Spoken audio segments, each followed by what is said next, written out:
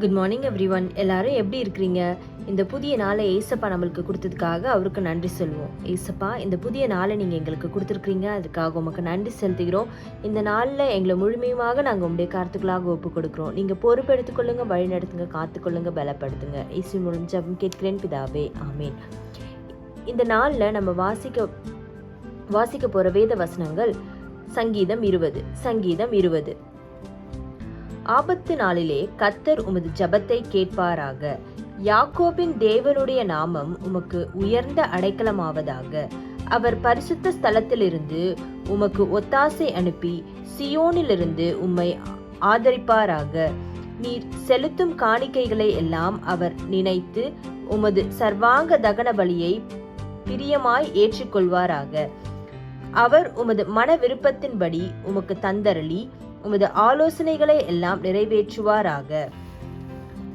நாங்கள் உமது ரட்சிப்பினால் மகிழ்ந்து எங்கள் தேவனுடைய நாமத்திலே கொடியேற்றுவோம். உமது வேண்டுதல்களை எல்லாம் கர்த்தர் நிறைவேற்றுவாராக.